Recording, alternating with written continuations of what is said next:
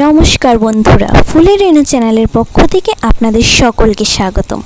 আজকে নিয়ে চলে এসেছি আপনাদের মাঝে নতুন একটি রেসিপি, ব্রিগেড মাছ দিয়ে আলু কাঁকরোলের পাতলা একটি ঝোল। দেখুন আমি এখানে ব্রিগেড মাছগুলো নিয়ে নিয়েছি। এবার আমি পাশেই বাটিতে আলু এবং কাঁকরোল ভালোভাবে ধুয়ে নিয়ে নিয়েছি। আপনারা এভাবে ঠিক কেটে আলু এবং কাঁকরোলগুলো একটি বাটিতে নিয়ে নেবেন। এবার আমি মাছগুলোতে সামান্য পরিমাণে লবণ দেব এবং তারপর সামান্য পরিমাণে দিয়ে দেব হলুদ গুঁড়ো। এবার এই দুটি উপকরণ দেওয়ার পর আমি মাছগুলোকে খুব ভালোভাবে মাখিয়ে নেব। চলুন মাছগুলোকে মাখিয়ে নেওয়া যাক।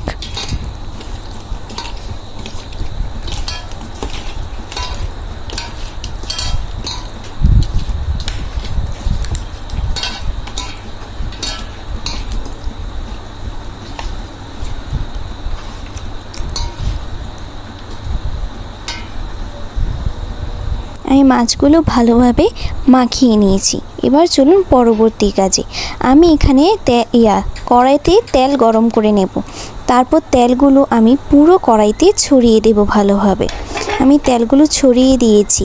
এবার ব্রিগেড মাছগুলো এক এক করে ভেজে নেব।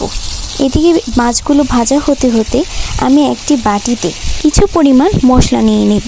প্রথমে নিয়ে নেব সামান্য পরিমাণে হলুদ গুঁড়ো। এরপর হলুদ গুঁড়ো নেওয়ার পর আমি বাটিতে নিয়ে নেব সামান্য পরিমাণে ধনে গুঁড়ো এবং সব মশলাই পরিমাণ মতো নেওয়ার চেষ্টা করবেন। এরপর আমি নিয়ে নেব সামান্য পরিমাণে লঙ্কা গুঁড়ো। লঙ্কা গুঁড়োটা আপনারা আপনাদের পরিমাণ মতো দেওয়ারই চেষ্টা করবেন। এরপর আমি এখানে দিয়ে দেব লবণ। লবণ দেওয়া হয়ে গেছে। এবার আমি এগুলোতে পানি দিয়ে দেব। পানি দিয়ে এবার আমি মশলাগুলোকে একসাথে গুলে নেব।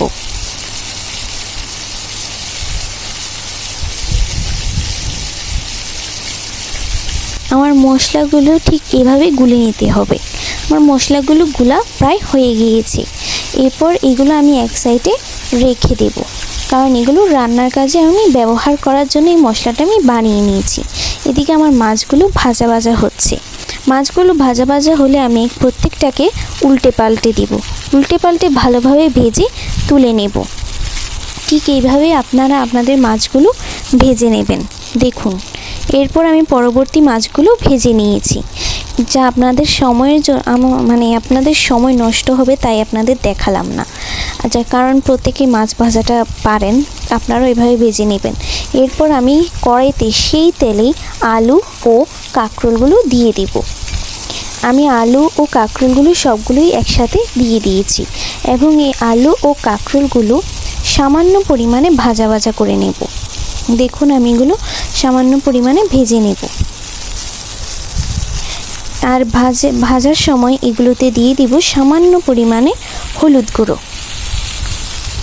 এবার আমি এগুলোকে নেড়ে চেড়ে দেব।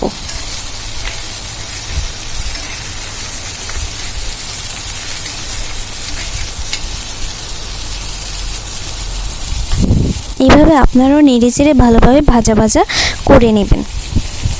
এরপর আমি কড়াইতে মূল রান্নাটা করে নেব। প্রথমে কড়াইতে তেল গরম করে নেব, তাতে দিয়ে দেব মেথি ও জিরে ফোড়ন এবং এরপর আমি এগুলোকে ভালোভাবে নাড়াচাড়া করব যাতে এগুলো পুড়ে না যায়।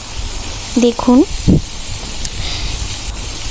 এরপর এগুলো ভালোভাবে হালকাভাবে ভাজা ভাজা হলে আমি এখানে দিয়ে দেব সেই মশলাটা যেটা আমি বানিয়ে রেখেছিলাম। মশলাটা দিয়ে ভালোভাবে রান্নাটা অর্থাৎ মশলাটা কষিয়ে নেব। আপনারা জানেনই আমার কথায় অনেক ভুল হচ্ছে, দয়া করে একটু ক্ষমা সুন্দর দৃষ্টিতে দেখবেন। যেহেতু প্রথম এক্সপিরিয়েন্স তাই একটু ভুল হতেই পারে। ওকে, আচ্ছা এবার চলে যাই রান্নায়। এবার আমি এখানে সামান্য পরিমাণে পানি দিয়ে দেব, দিয়ে ভালোভাবে নেড়ে চেড়ে নিব।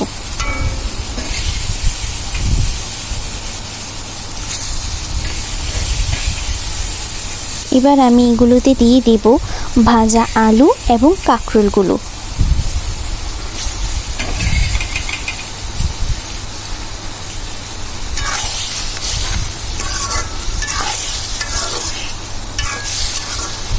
এগুলো আমি ভালোভাবে নেড়ে চেড়ে নেব। দেখুন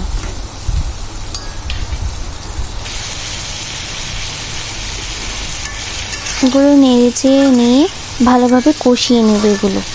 এরপর আবার কিছুক্ষণ পর এভাবে নেড়ে চেড়ে দেব।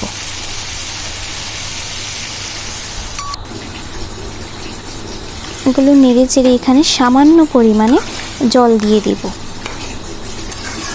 জলটা আপনারা আপনাদের পরিমাণ মতোই দেওয়ার চেষ্টা করবেন।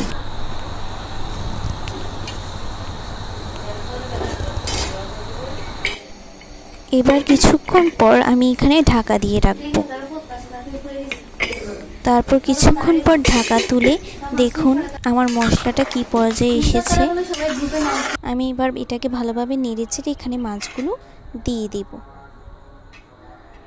আমি এখানে মাছগুলো দিয়ে দিয়েছি এবং এগুলো দিয়ে ভালোভাবে নেড়েচেড়ে নেব।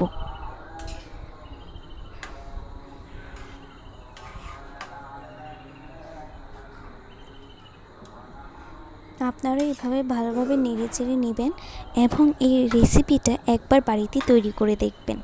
অত্যন্তই পরিমাণে সুস্বাদু এই রেসিপিটা। আমাদের ঘরে সবাই এই রেসিপিটা খুব পরিমাণে পছন্দ করে। আমার রান্নাটা হয়ে গেছে, এবার আমি হালকা পরিমাণে আগুন দিয়ে এটা রেখে দেব। হয়ে গেল আমার রান্নাটা। আমার কোনো ভুল ত্রুটি হলে ক্ষমা করবেন। নমস্কার সবাই।